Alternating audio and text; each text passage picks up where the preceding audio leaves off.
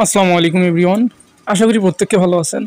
তো আজকে কথা বলবো সাতোশি অ্যাপসের সিটিও কয়েনের লিঙ্ক অ্যাড্রেস নিয়ে। ঠিক আছে? তো এখানে সেই লিঙ্ক অ্যাড্রেসটা আমরা কিভাবে বসাবো সেই প্রসেসটা আমি আপনাদেরকে দেখাবো।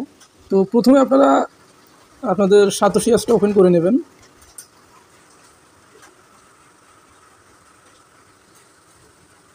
তো সাতোশি অ্যাপস ওপেন করার পর আপনারা দেখবেন এই যে এখানে ক্লেইম লেখা আছে, ক্লেইম করবেন। ঠিক আছে? ক্লেইম করার পর সবার নিচে বাম পাশে দেখবেন যে এখানে মি অপশন আছে, এই মিতে ক্লিক করবেন।